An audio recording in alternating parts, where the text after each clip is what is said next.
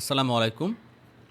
এখন আমি দেখাবো কিভাবে একটা স্টুডেন্টের পেমেন্ট রিসিভ করতে হয়। তবে ওই পেমেন্টগুলো আমরা রিসিভ করব অ্যাকাউন্টিংয়ের মাধ্যমে, যেসব পেমেন্টের খাতটা নাই। মানে হঠাৎ করে সে আসলো, হয়তো সে টাকা অনেক মাসে বাকি ছিল, তো সে বিলটা দেখবেন তার সমান এসে শুধু টাকাটা দিতে আসে, টাকাটা আমি রিসিভ করব। কোন কোন খাতে টাকাটা দিয়েছে বা এটা যদি রেকর্ড নাই পূর্বের বাকি, তো সেসব বাকিগুলো আমরা কিভাবে বাকির পরিশোধটা কিভাবে রিসিভ করব, যখন তার প্যারেন্ট আসলো অথবা স্টুডেন্ট আসলো ওই টাকাটা নিয়ে, তখন আমরা অ্যাকাউন্টিংয়ে যাব। সেখান থেকে আমরা জার্নালে যাব, সেখান থেকে ক্রিয়েট ক্যাশ রিসিপ্টে যাব। ক্যাশ রিসিপ্টে গিয়ে আমরা ওই স্টুডেন্টে খুঁজবো, সেটার জন্য আমরা স্টুডেন্টে ক্লিক করব এবং এখানে সার্চে গিয়ে আমরা হয় ব্যাচ থেকে সার্চ করতে পারি। সো ওই ব্যাচের মধ্যে যদি থাকে নাম লিখলে চলে আসবে। আর যদি আমরা মনে না থাকে কোন ব্যাচে, আমি ফুল স্টুডেন্ট থেকেও সার্চ করে বা ফোন নাম্বার লিখলে আমরা সার্চ করে বের করতে পারবো। তো আমি একজন স্টুডেন্ট দেখছি যার বাকি আছে, এখান থেকে দেখে আসি। আমি জান্নাতুল মাওয়া, একে আমি খুঁজতে চাচ্ছি। ওর 1500 টাকা পাওনা আছে। হ্যাঁ, না, এটা হচ্ছে 3200 টাকা পাওনা আছে। ও যখন আসলো আমি তার টাকাটা কীভাবে রিসিভ করবো সেটা দেখাচ্ছি। অ্যাকাউন্টে গিয়ে জার্নালে গিয়ে ক্রিয়েট ক্যাশ রিসিপ্ট, সেখান থেকে আমরা এটা ক্লিক করার আগে অবশ্যই আমাদেরকে স্টুডেন্ট সিলেক্ট করতে হবে, তাহলে আমাদের সার্চটা শুধু স্টুডেন্টের মধ্যেই হবে। তো এখান থেকে আমি ডিরেক্টলি যেহেতু আমি জানি না এটা কোন ব্যাচের বা কোন স্টুডেন্ট, সো আমি ফুল স্টুডেন্ট থেকে আমি তাকে খুঁজে বের করি। সো আমি যদি লিখি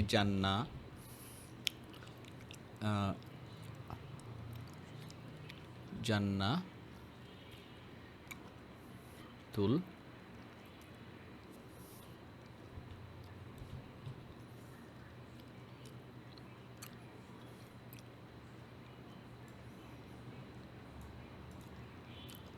অল স্টুডেন্টের মধ্যে সার্চ করতে হবে জান্নাতুল মাওয়া, এটা জান্নাতুল মাওয়া তাফি।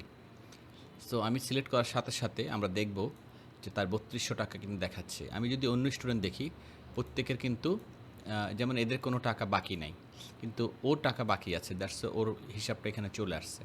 সো আমি সিলেক্ট করলাম। এরপর আমি এই টাকার পরিমাণটা বসালাম, যত টাকা সে দেবে। হয়তো সে পুরো টাকা দিবে না, 3000 টাকা দিবে, আর 200 টাকা বাকি থাকলো।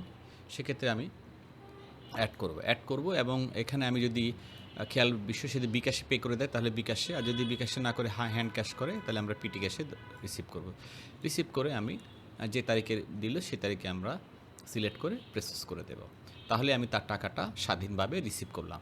সে যখন তার বাকি হবে এবং যে কোনো বাকি যখন আমরা তৈরি করবো, মানে ডেবিট করব অথবা আমি তার মানে ইনভয়েস তৈরি করবো, তখন কিন্তু তার কাছে আমরা পাওনা হব। আর পাওনা যখন হবে সে যে কোনো মুহূর্তে ফুল টাকাও না দিতে পারে, সে হয়তো ভেঙেও টাকা দিতে পারে। যতবারই দিক কোনো সমস্যা নেই, আমরা এই রিসিপ্টের মাধ্যমে তার টাকাগুলো রিসিভ করতে থাকবো। তাহলে সে তার ব্যালেন্স অ্যাডজাস্ট করতে থাকবে। প্রতি মাসে বিল হবে, আর সময় সময় ক্যাশ আসবে। 1 মাস পর আসুক, 2 মাস পর আসুক, বা 1 মাসে 2 বার দিল, এই রিসিপ্টের মাধ্যমে আমরা টাকাটা রিসিভ করব।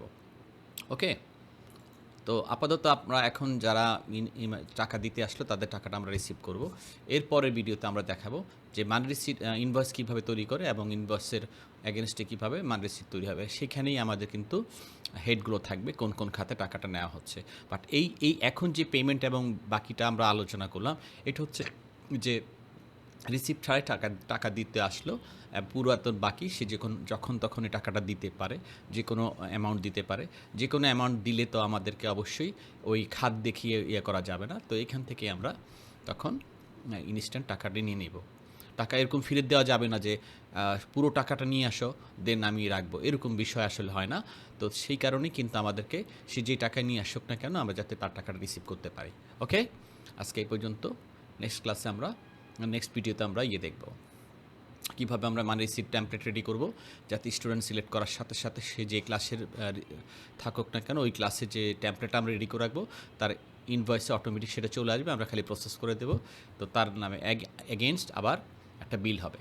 তো পরের মাসে সে আবার বিলটা শোধ করবে। আমরা সবসময় মনে রাখতে হবে যে 1 তারিখের দিকে স্টুডেন্টের বিলটা তৈরি করে ফেলবো। স্টুডেন্ট বিল তৈরি করা মানে হচ্ছে তার এগেনস্ট একটা ইনভয়েস তৈরি হওয়া। এর অর্থ হচ্ছে আমরা তখন ওই স্টুডেন্ট থেকে পাবো। বিল না তৈরি করে তার থেকে টাকা গ্রহণ করা যাবে না। ওকে?